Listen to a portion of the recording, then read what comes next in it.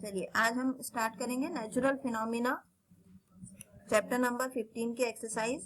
Question number 1 और 2 जो आपका है वो आपका है select the correct option, means MCQ type question है और इसको हम आपको ऑप्शन दिए हैं, राइट ऑप्शन पे आपको क्लिक करना है। ठीक है, फर्स्ट क्वेश्चन है which of the following can not be change easily by friction.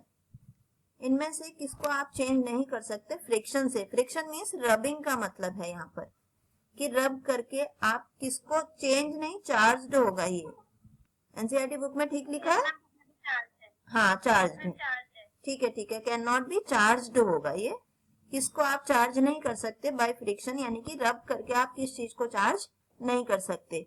Plastic scale को हम कर सकते हैं क्योंकि हमने बहुत सारी एक्टिविटीज की हैं।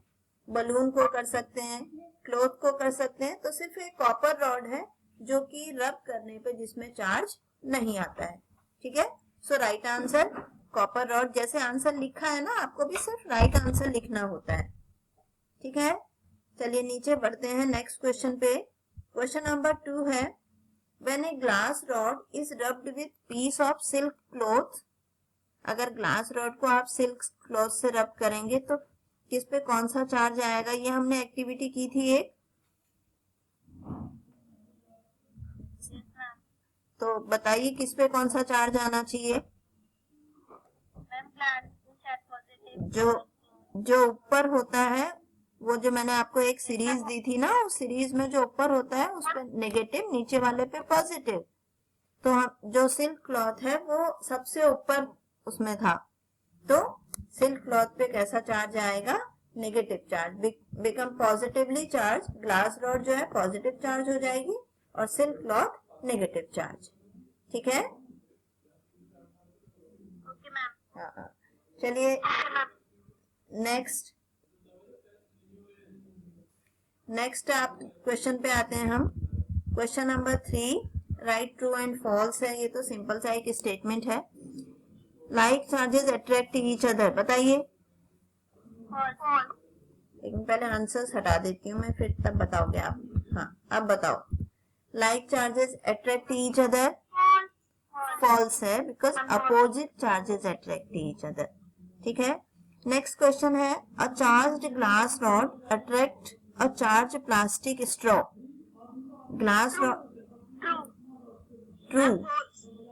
ट्रू या फॉल्स। ग्लास रॉड और प्लास्टिक स्ट्रॉ, प्लास्टिक स्ट्रॉ पे हमेशा नेगेटिव आता है, ग्लास रॉड पे पॉजिटिव आता है, तो अपोजिट आएंगे तो इसलिए अट्रैक्ट करेगा। तो ये सेकंड वाला जो है आपका ट्रू है। ठीक है, हाँ ट्रू। थर्ड है lightning conductor can not protect a building from lightning. False है, लाइटनिंग कंडक्टर तो हम लगाते ही इसलिए हैं ताकि वो बिल्डिंग को प्रोटेक्ट कर सके। क्वेश्चन नंबर इसी का फोर्थ पार्ट है earthquake can be predicted in advance.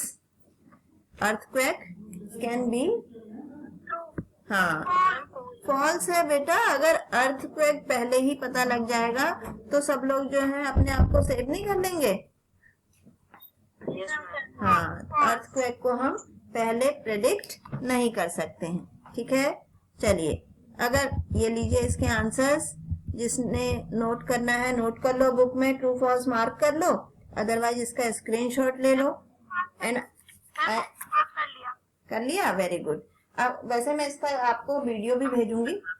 ठीक है, चलिए नेक्स्ट क्वेश्चन पे आते हैं। Question number 4 sometime a crackling sound is heard when taking of A sweater during winters. Winters में जब आप स्वेटर उतारते हैं तो एक अजीब सी क्रैकलिंग साउंड, चिड़चिड़ाहट की सी आवाज आती है, तो वो आपको एक्सप्लेन करना है कि ऐसा क्यों होता है। ठीक है, the electric discharge takes place between the body. हमारी बॉडी के और स्वेटर के बीच में फ्रिक्शन की वजह से जो है वो एक इलेक्ट्रिक डिस्चार्ज होता है, और उस डिस्चार्ज के टाइम पे जो एनर्जी रिलीज होती है वही एनर्जी क्रैकलिंग साउंड के फॉर्म में आती है। ठीक है, नोटेड, समझ में आ गया ना। हाँ चलिए नेक्स्ट क्वेश्चन पे आते हैं। Question number 5 explain why a charge body loosen its charge if we touch it with our hand. अगर हम किसी भी, हाँ बोलो। मैम इसमें इसलिए ऐसा इसलिए होता है क्योंकि मतलब कि जैसे अगर चार्ज बॉडी पे हम अपना हाथ रख दे तो हमारा जो बॉडी है वो गुड कंडक्टर होता है, इसीलिए जो मतलब सर्किट कंप्लीट हो जाता है तो जो वो मतलब चार्ज होता है ना वो हमारी बॉडी के थ्रू अर्थ में चला जाता है। बिल्कुल, जब हम किसी भी चार्ज बॉडी को अगर टच कर देते हैं तो हमारी बॉडी जो है उस चार्ज को अर्थ में ट्रांसफर कर देती है, जिससे कि चार्ज बॉडी का चार्ज लूज हो जाता है। ठीक है, नोट कर लो या फिर स्क्रीनशॉट ले लो। हाँ ठीक है, चलिए क्वेश्चन नंबर 6 है, name the scale on which the destructive energy of earthquake is measured. Richter scale, very good. Earthquake measure 3 on scale, अगर अर्थक्वेक जो है 3 मेजर किया है, would it be recorded by seismograph. अगर रिक्टर स्केल में 3 major हुआ है तो क्या सिस्मोग्राफ इसको रिकॉर्ड कर सकता है? सिस्मोग्राफ उसको रिकॉर्ड नहीं कर सकता है। ठीक है, सिस्मोग्राफ जो है वो 5 से ऊपर जो कि डिस्ट्रक्टिव जो होता है उसको मेजर कर सकता है। It is likely to cause much damage. बताइए, अगर अर्थक्वेक की इंटेंसिटी 3 होती है तो उसमें डैमेज होगा क्या? नो मैम, इतना नहीं होगा। उसमें जनरली डैमेज होता ही नहीं है, सिर्फ आपको थोड़ा बहुत फील होगा कि हिल रहा है। जब 5 से ऊपर इंटेंसिटी होती है तब थोड़ा बहुत डैमेज होने के चांसेस होते हैं, और 8 से ऊपर तो बहुत ज्यादा डैमेज होता है। मैंने आपको बताया था कि 8 से ऊपर अगर इंटेंसिटी होती है तो डैमेज भी बहुत ज्यादा होता है। ठीक, चलिए नेक्स्ट हम आते हैं कहाँ पे, क्वेश्चन नंबर 7 पे। Suggest 3 measures. यहाँ तक सबको समझ में आ गया ना बच्चों? क्लियर है सबको? Yes ma'am. क्वेश्चन नंबर 7 में suggest 3 measure to protect ourselves from lightning. आपकी बुक में भी दिया है कि लाइटनिंग हो रही हो तो कोई से भी 3 तरीके जिससे आप अपने आप को प्रोटेक्ट कर सकते हैं। तो आप कोई भी 3 तरीके लिख सकते हैं। यहाँ पे ये जो 3 लिखे हैं ये आपको जरूरी नहीं है कि आप यही 3 लिखें, क्योंकि आपकी बुक में भी हैं, मैंने नोट्स में भी लिखवा रखे हैं, तो आप इसको उसमें से लिख सकते हैं। फॉर एग्जाम्पल यहाँ पे दिया है कि टीवी और केबल फोन यूज नहीं करना चाहिए, स्टे इंडोर, घर के अंदर रहना चाहिए, ठीक है ना, और बाथ नहीं लेना चाहिए क्योंकि उससे भी करंट आ सकता है। और वैसे आप अपनी मर्जी से इसमें जो बुक में है या मेरे नोट्स में जो है उनमें से कोई भी 3 लिख सकते हैं। ठीक है, ओके मैम। चलिए नेक्स्ट आगे बढ़ते हैं हम। Question number 8, explain why a charge balloon is repelled by another charged balloon whereas an uncharged balloon is attracted by another charged balloon।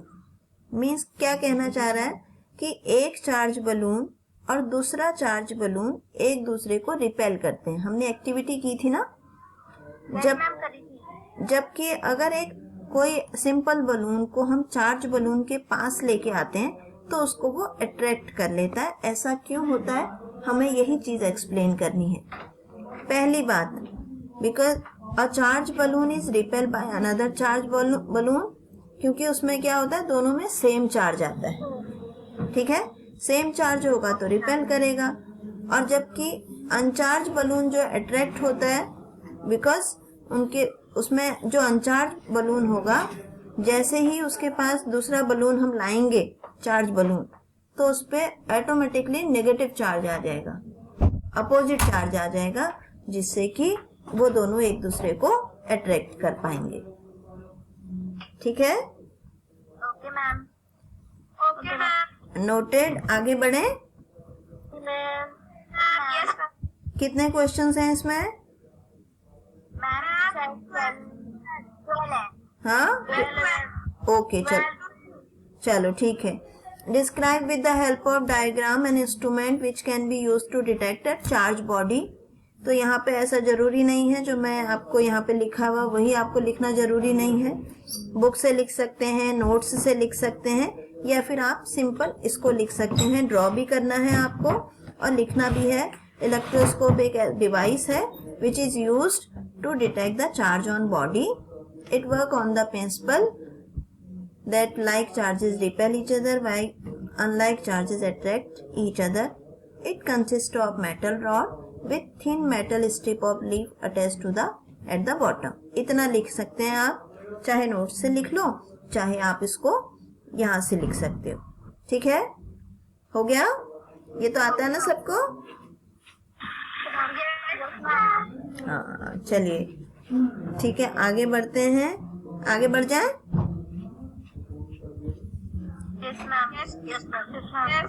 इसमें नीचे भी बहुत सारा कुछ दिया है. ये पूरा चाहे इसको ले लो आप स्क्रीनशॉट. एक्सप्लेन ही कर रखा है यहाँ पे उसको कि आप किस तरीके से पूरी एक्टिविटी को जो आप करते हैं वही चीज यहाँ पे लिखी हुई है. हाँ, पूरा लिख लेना बेटा, क्योंकि ये क्वेश्चन जब अगर एग्जाम में आएगा तो 3 मार्क्स में आएगा, तो इसलिए पूरा लिख लेना. Okay ma'am. ठीक है, चलिए आगे बढ़ते हैं. Question number 10. List 3 state of India where earthquake is more likely to strike. अच्छा चलो, मैंने ये क्वेश्चन आपको बताया था, देखते हैं आप लोग बता पाते हो या नहीं. कोई भी 3 स्टेट.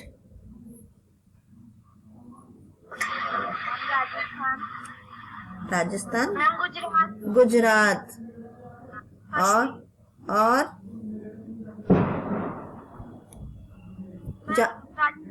जहाँ रहते हैं उसका नहीं पता. उत्तराखंड और कश्मीर. ठीक, कश्मीर, उत्तराखंड या फिर गुजरात या फिर नॉर्थ ईस्ट के आप कोई भी स्टेट को यहाँ पे लिख सकते हैं. ठीक है, यहाँ पे तो 3 लिखे हैं, कश्मीर, राजस्थान, गुजरात. आप यहाँ पे कुछ भी लिख सकते हो. उत्तराखंड जरूर लिखना, तुम उत्तराखंड में रहते हो. Okay ma'am. हाँ, चलिए अब आ जाओ क्वेश्चन नंबर 11. 2 ही क्वेश्चन बचे हैं क्या? Yes ma'am. हाँ, question number 11. Suppose you are outside your home and earthquake strike, what precaution would you take to protect yourself. Book में सीधे सीधे दिया है आपको ना कि अगर आप घर से बाहर हैं तो अर्थक्वेक अगर आता है तो आप अपने आप को कैसे प्रोटेक्ट करेंगे. ओपन स्पेस में. हाँ, तो आप कहीं से भी लिख सकते, जहाँ से आपको इजी लगता हो वहां से लिख लेना. ये इसमें बड़े बड़े दिए हैं, आपको छोटे लिखने हो तो नोट से लिख लेना, बुक से लिख लेना. और सबका मतलब सिर्फ एक ही है, ओपन स्पेस में जाना है, ट्रीज के, टॉल बिल्डिंग्स के पास नहीं जाना है, कार या बस में है तो वहीं पे बैठे रहना है और ड्राइव नहीं करना है. अर्थक्वेक जब खत्म हो जाए तब ड्राइव करना है. फिर नेक्स्ट है question number 12. The weather department is predicted that thunderstorm is likely to occur in certain day. Weather department में एक उन्होंने फोरकास्टिंग की कि थंडरस्टॉर्म आने वाला है. Suppose you have to go out on that day. आपको बाहर जाना है. Would you carry an umbrella. बताओ, थंडरस्टॉर्म आएगा तो अम्ब्रेला लेके जाना चाहिए क्या? अम्ब्रेला लेके नहीं जाना चाहिए, क्योंकि अम्ब्रेला क्या होता है, मेटेलिक ऑब्जेक्ट है. तो मेटेलिक ऑब्जेक्ट लाइटनिंग को अट्रैक्ट कर सकता है. हाँ, उसमें शॉक लगने का रिस्क हो सकता है. तो ये आपके क्वेश्चन नंबर 12 तक कंप्लीट हो गया है. इसको आप अपनी कॉपी में कंप्लीट